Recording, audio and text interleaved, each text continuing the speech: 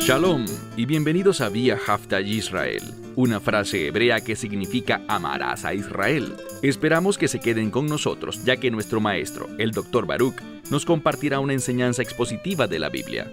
El Dr. Baruch es profesor titular del Instituto Zera Abraham, con sede en Israel. Aunque todos los cursos en el instituto se imparten en hebreo, el Dr. Baruch se complace en compartir esta enseñanza en inglés con doblaje al español.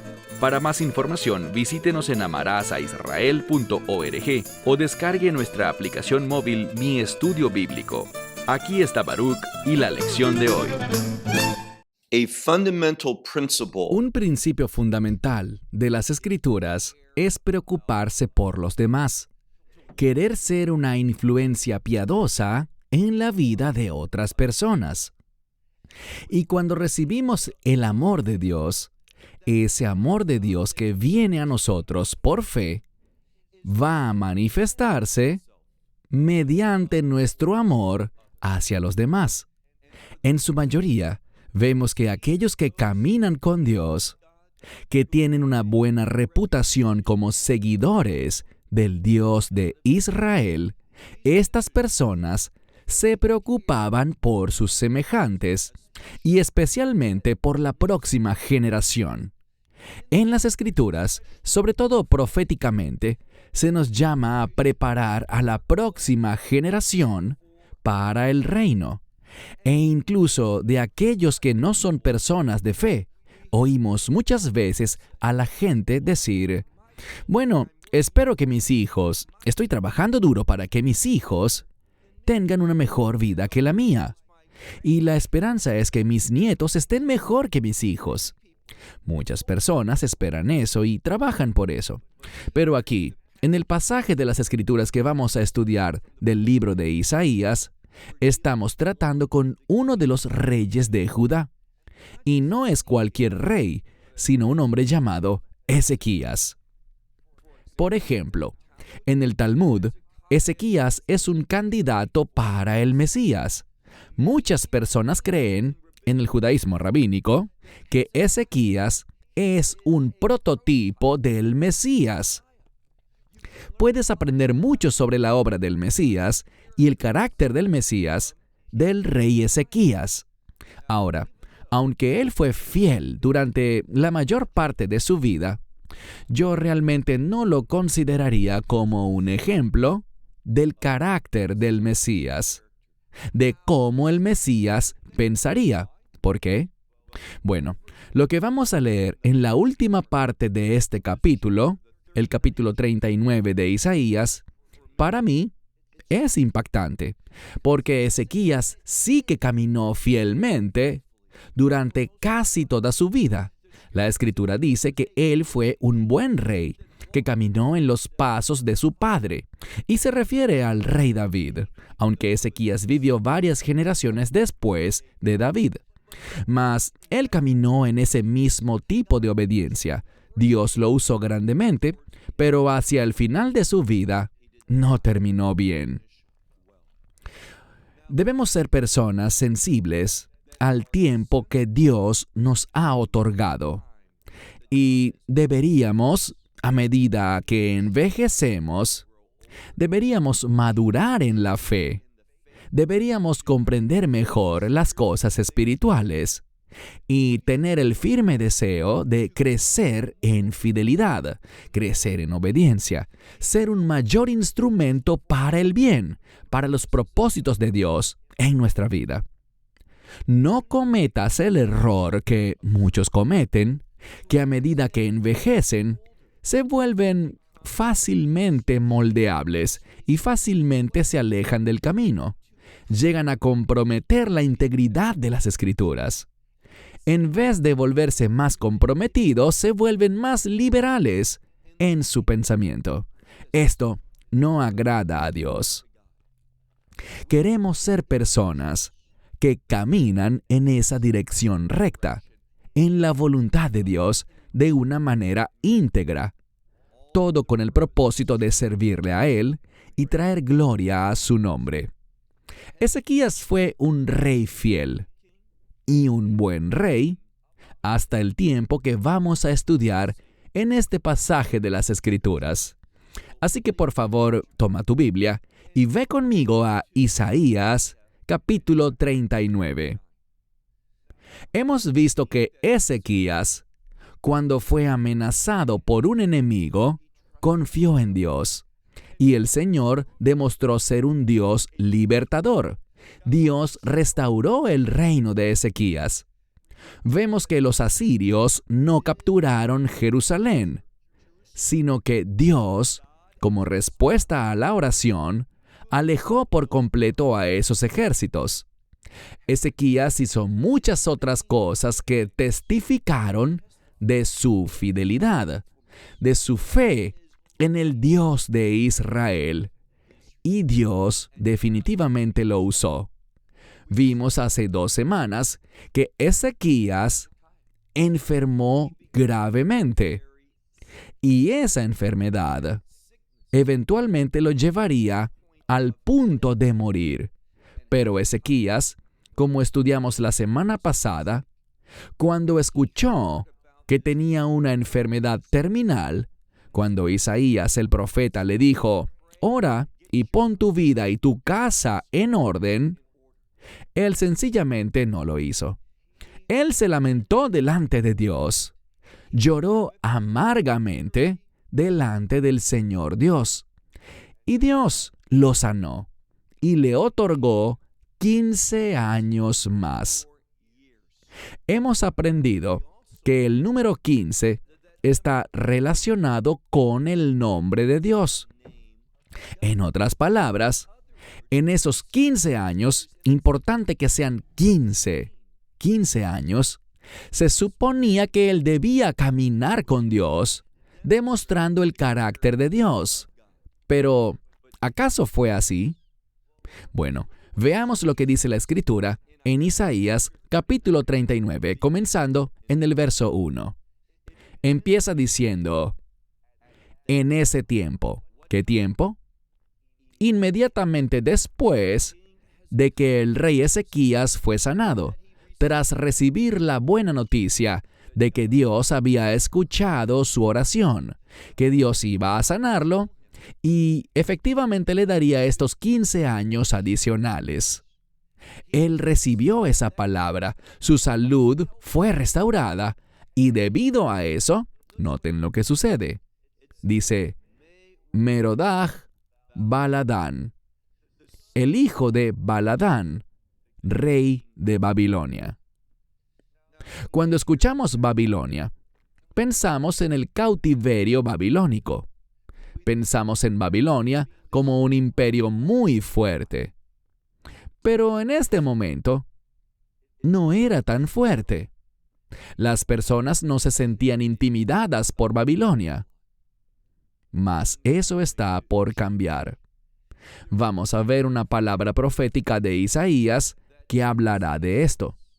Pero Babilonia en ese tiempo no era ese imperio amenazante en el que llegaría a convertirse en las siguientes generaciones. Así que este hombre, Merodach Baladán, el rey de Babilonia, hizo algo. Él había escuchado acerca de este milagro y la restauración de la salud del rey Ezequías, y por lo tanto envió cartas y también un presente para Ezequías. Y noten lo que dice. Porque había oído que estaba enfermo, hablando de Ezequías, y que había recuperado fuerzas. No solo que había sanado, sino que esa palabra implica recuperar fuerzas, que había superado esta enfermedad fatal. Por lo tanto, el rey de Babilonia estaba interesado en esto. Eso captó su atención. Escribió cartas, es decir, hizo que individuos llevaran esas cartas todo el camino desde Babilonia hasta Jerusalén, y también le envió un regalo. Pasemos ahora al versículo 2. ¿Cuál fue la respuesta de Ezequías ante esto? Verso 2. Ezequías se regocijó por estas cosas. Se alegró de que esta noticia hubiera llegado a Babilonia, sobre cómo Dios había oído su oración, cómo Dios le había dado 15 años más, cómo él, que estaba enfermo, recuperó su fuerza. Así que Ezequías se alegró por estas cosas. A la mitad del verso 2, se nos lleva a concluir, porque no hay otra manera de entenderlo, que este rey de Babilonia, al igual que otros con él, enviaron a muchas personas que viajaron desde Babilonia con él a Jerusalén para visitar al rey Ezequías y para escuchar de primera mano lo que ocurrió. ¿Cómo fue eso posible? ¿Qué produjo esta sanidad milagrosa? ¿Quién te dio 15 años más de vida? Pero noten la respuesta. Una vez más, Ezequías estaba feliz, regocijándose por estas cosas. ¿Y qué hizo? Dice a mitad del verso 2, y él les mostró su casa, y la siguiente palabra implica un almacén, una especie de tesorería, cierto tipo de depósito donde él guardaba sus cosas, sus posesiones. Vamos a ver que aquí se utilizan dos palabras, y la mayoría de los eruditos creen que estas dos palabras para tesoros se refieren tanto a su tesoro personal como al tesoro del reino. ¿Y qué hizo Ezequías? Presten mucha atención. El verso 2 dice que él les mostró la tesorería de su casa y su plata y su oro, las fragancias, estas especias, y el buen aceite, es decir, el buen aceite para la unción, y todos los utensilios, todos los enseres de la casa, y todo lo que se encontraba, y esta es la segunda palabra, en sus tesorerías. Y nuevamente, la mayoría considera que esta segunda palabra para tesorerías se refiere a los almacenes del gobierno, a la riqueza de la nación. Y dice aquí que no hubo nada que Ezequías no le mostrara en su casa y en todo su gobierno. Una de las preguntas que debemos hacernos es, ¿fue sabio hacer esto? ¿Y por qué no les dijo nada acerca del Señor Dios? El Dios que lo había librado de los ejércitos de Asiria, el Dios que lo había sanado, el Dios que le había dado 15 años más, y el significado de ese número 15. Él no dijo nada de eso, sino que por el contrario, lo que hizo fue recibir al rey de Babilonia y a los que estaban con él, mostrándoles todas sus riquezas, tanto su riqueza personal como la riqueza de todo el reino de Judá, de esas tribus que residían con él. Toda la riqueza de este reino sobre el cual Ezequías gobernaba. Ahora, de nuevo, no hay mención del Señor Dios. Nada con respecto a los milagros que Dios hizo por él, tanto en su sanidad como también militarmente, cuando Dios alejó a las tropas, a los ejércitos de Asiria, para que Jerusalén, que estaba sitiada, no fuese destruida. Nada de eso, en absoluto. Ahora veamos el versículo 3. En el versículo 3, Isaías el profeta, viene a hablar. Por el contexto, Isaías ya sabe lo que ha sucedido. Él sabe lo que Ezequías ha hecho y que no ha hablado en el nombre del Señor. No ha dado testimonio del hecho de que fue Dios quien le sanó. Verso 3. Isaías, el profeta, vino al rey Ezequías y le dijo: ¿qué dijeron estos hombres? ¿Qué dijeron? ¿Y de dónde vinieron a ti? Y Ezequías respondió: de una tierra lejana vinieron a mí, de Babilonia. Así que ahora vemos que Ezequías está hablando. Está diciendo que ellos vinieron, y el énfasis antes de que él mencione de qué lugar vinieron es que dice de lejos, de una tierra distante. Y de nuevo, muchos estudiosos ven esto como una declaración de orgullo. Recorrieron ese largo camino solo para verme a mí. Vinieron desde la lejana tierra de Babilonia. Pero aquí está el problema. Ellos vinieron para escuchar un testimonio. Ellos vinieron para ver cómo Ezequías había sido sanado. ¿Y por qué sucedió todo esto? ¿Quién lo sanó? ¿Cómo recuperó sus fuerzas? Una vez más, después de haber sido golpeado por una terrible enfermedad que además era mortal. Pero él no dijo nada de eso, solo les mostró toda su riqueza y también la riqueza de toda la nación. Versículo 4. Y él dijo: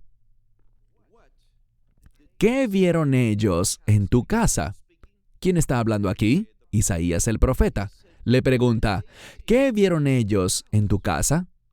Y Ezequías respondió: todo lo que hay en mi casa, ellos lo han visto. Y de nuevo,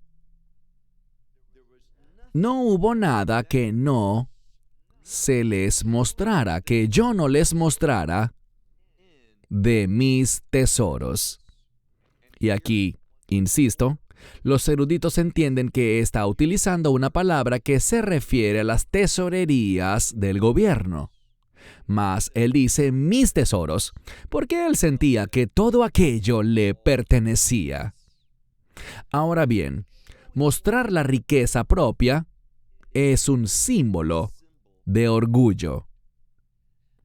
Este milagro que Ezequías recibió, la respuesta de Dios a su oración, no produjo en él humildad, sino que en cambio produjo orgullo. No llevó a Ezequías a un mayor nivel de gratitud hacia Dios, sino que, por el contrario, causó que el rey pensara en lo grandioso que él era, en lo que él había logrado y en lo que él había acumulado. Y todo esto en realidad ahora lo consideraba como suyo. Se había puesto a sí mismo en el lugar del pueblo. Y esta es una peligrosa manera de pensar. Cuando aquellos que están encargados de liderar a otros, los que tienen la responsabilidad sobre otros, que tienen posiciones de autoridad, comienzan a creer que todo ese poder, todos los recursos sobre los que tienen dominio, les pertenecen a ellos y pueden usarlos para sí mismos, tal accionar es altamente peligroso. Producirá eventualmente un desastre espiritual y un desastre en todos los demás aspectos de la vida. Entonces, ¿qué dijo Ezequías? No hubo nada que yo no les mostrara de mi casa y de todos mis tesoros. Mira ahora el versículo 5. E Isaías dijo a Ezequías: escucha la palabra del Señor de los ejércitos. Esta expresión, el Señor de los ejércitos, es una expresión profética.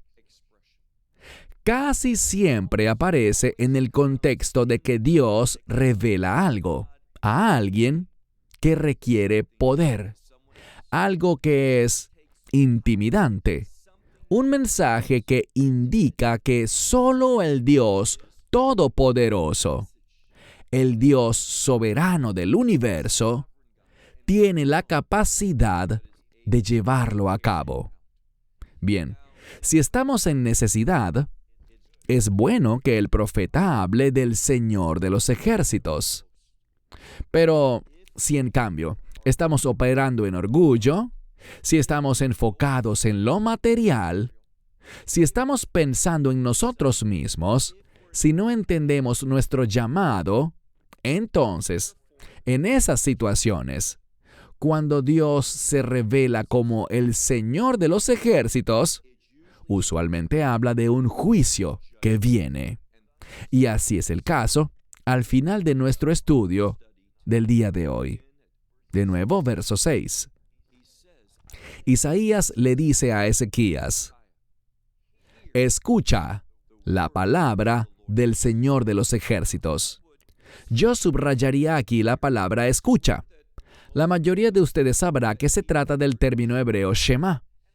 Y he señalado que existen 3 palabras principales para escuchar en la Biblia hebrea. La palabra la'avshif, que significa oye esto, debes prestar atención a esto. Luego está la palabra leihazin, que habla de una palabra que tiene un propósito. Y ese propósito es acercar a alguien. Generalmente está en el contexto de la intimidad. Alguien quiere decir algo, y esa proclamación tiene el propósito de generar unidad, promover la cercanía. Y finalmente la palabra Shema, lishmoa.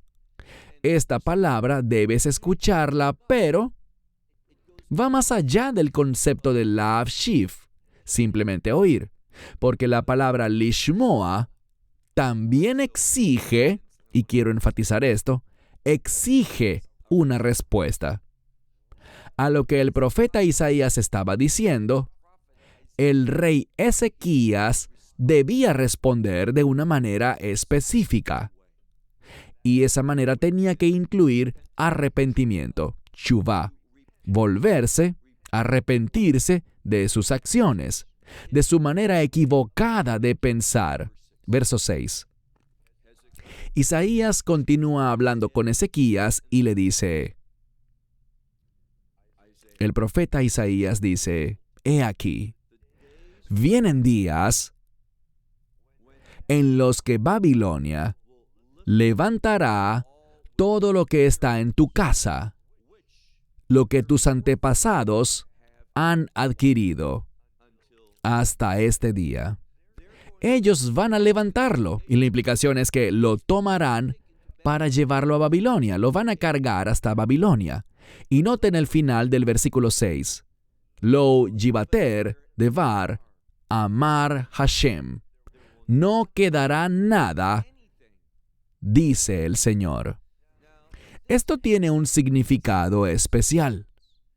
Recuerden que vemos 2 veces en los versículos iniciales de este capítulo que Ezequías dice, no hubo nada que no les mostrara. Les mostré todo lo que poseo, todo lo que posee la nación. Les mostré todos mis tesoros.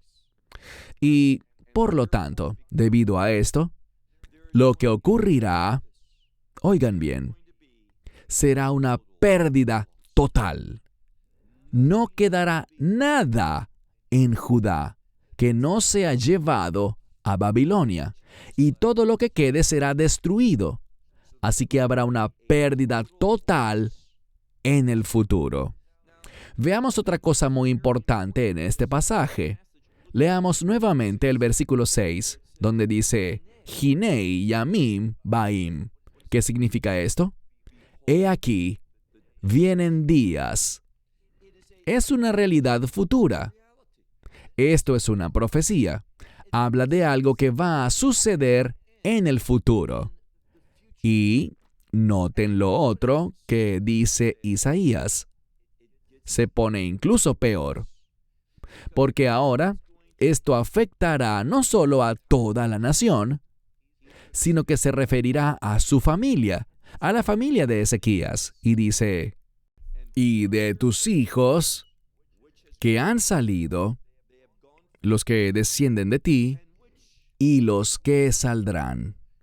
Así que no es solo un juicio sobre la próxima generación, sus hijos, sino también sobre los que vendrán en el futuro.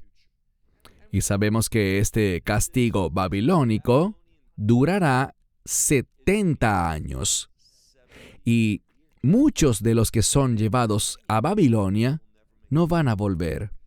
Muchos van a morir en el exilio antes de que se cumplan esos 70 años.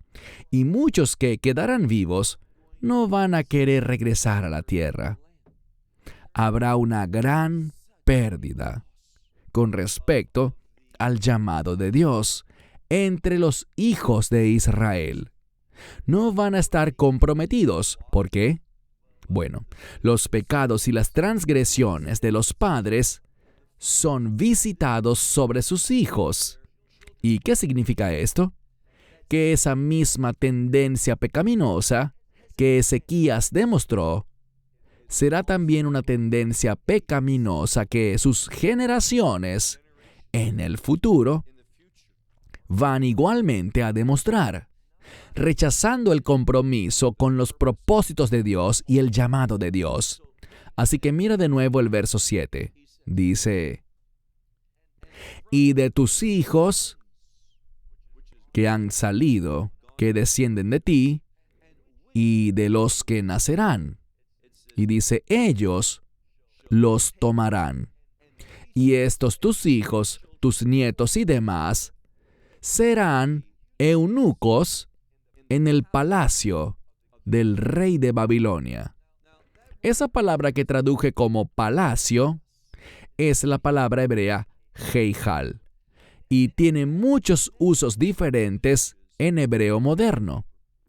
Pero en líneas generales, es una palabra espiritual en las Escrituras.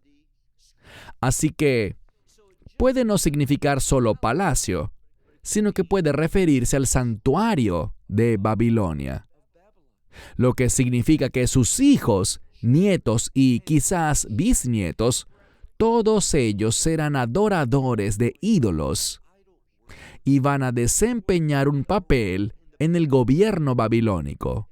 Dice que serán tomados y serán eunucos en el santuario del rey de Babilonia. Bien, para ser honestos, estas son malas noticias. Es una profecía devastadora. Solo piénsalo. Estamos viendo que Ezequías, un hombre que fue sensible durante la mayor parte de su vida a la voluntad de Dios, a las instrucciones de Dios, a la revelación de Dios, que caminó en obediencia, que tuvo fe, que se volvió hacia Isaías, escuchó su profecía, respondiendo a ella, implementándola en su vida, ahora escucha que debido a su pecado, debido a su orgullo, debido a que se olvidó de que fue Dios quien lo sanó, fue Dios quien escuchó su voz, que fue Dios quien le dio esos 15 años adicionales. Y recuerden que el número 15, cuando lo escribimos tradicionalmente, habla del Señor Dios, que Él debió haber usado esos 15 años para el Señor, pero no lo hizo. Fue egoísta. Solo pensaba en sí mismo. Él no terminó bien. Este Ezequías ahora escucha estas devastadoras noticias, esta proclamación profética sobre su exilio, o el exilio, mejor dicho, de sus hijos y nietos y bisnietos, y que todo en Judá se perderá. Siendo así, uno pensaría que Ezequías reaccionaría diciendo, o que él oiría esta noticia y diría, «Oh Señor, he pecado, perdóname por mi orgullo. me humillo delante de tu presencia. Y que literalmente oraría de la misma manera en que oró antes, con su rostro hacia la pared para que Dios lo sanara, para que Dios le extendiera perdón, para que Dios fuera misericordioso, para que de la misma manera en que quitó esa enfermedad, que ahora quitara esta horrible y devastadora proclamación de castigo. Pero, ¿qué hizo Ezequías? Para mí, este es uno de los versículos más sorprendentes en toda la Biblia. Recuerden, Ezequías había hecho grandes cosas, había confiado en Dios. ¿Pero qué dice aquí? Leamos nuestro último versículo, el versículo 8. Y Ezequías dijo a Yeshayahu, a Isaías: buena es esta palabra del Señor que has hablado. ¿Buena? ¿Cómo puedes decir buena es esta palabra que el Señor ha hablado? Aquí está la razón por la que él piensa que es buena. Esta es la razón por la que no le molesta. Leemos que dice: porque habrá paz y verdad en mis días. Es decir, nada de esto va a suceder bajo mi reinado. Él es quien lo causó. Él es el culpable. Pero nada de esto sucederá en sus días. Ese castigo, la consecuencia de esta devastadora proclamación profética, no ocurrirá durante la vida de Ezequías, sino que ocurrirá después de su muerte. Eso afectará a sus hijos, nietos y bisnietos. ¿Y qué es lo que prácticamente dice? Si no me afecta a mí, es bueno. Está bien.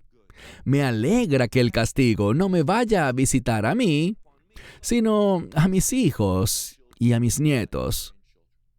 Esta no es una buena respuesta. ¿Estás pensando demasiado en tu propia vida? ¿En lo que estás recibiendo? ¿En lo que estás experimentando? Esto no es para lo que Dios te ha salvado. Dios te ha salvado. Si has recibido el Evangelio, deberías ser muy sensible, muy preocupado por la próxima generación y las generaciones después de esa. Que tú seas una buena influencia sobre tus hijos y sobre los hijos de tus hijos, para la voluntad de Dios, para los propósitos y planes de Dios, para el llamado de Dios, para que tú tengas un impacto espiritual sobre ellos, de modo que ellos sean más maduros espiritualmente, que se paren sobre tus hombros, que tengan mayor fe, que sean maduros y obedientes, logrando mucho más de lo que tú pudiste lograr. Así es como piensa y actúa un hombre de Dios y una mujer de Dios. Un mensaje muy aleccionador, este capítulo 39 del libro de Isaías. Lo que personalmente me llevo de esto es lo siguiente. Si un gigante espiritual como lo fue Ezequías, puede terminar tan mal, puede ser tan egoísta, y que su éxito y que Dios haya hecho tantas cosas buenas bajo su administración durante su vida y liderazgo, si eso pudo provocar tal orgullo en la vida de este hombre, todos deberíamos estar muy preocupados. Debemos esforzarnos y orar por humildad y por terminar bien esta carrera. Que seamos personas que crecen continuamente en nuestro caminar con el Señor, para que Él esté bien complacido y para que nosotros seamos una influencia justa sobre los demás. Shalom desde Israel. Shalom from Israel. Esperamos que te hayas edificado con el mensaje de hoy y lo compartas con otros. Te invitamos a seguir nuestros estudios cada semana por este canal y por el portal de YouTube de Amarás a Israel. También puedes descargar nuestra aplicación móvil gratuita Mi Estudio Bíblico. Finalmente, para obtener más información sobre nosotros, visita nuestra web amarasaisrael.org, donde encontrarás otras conferencias de Baruch en audio, video y texto. Hasta el próximo programa. Que el Señor te bendiga en Yeshua HaMashiach, Jesús el Mesías, mientras caminas con Él. Shalom desde Israel.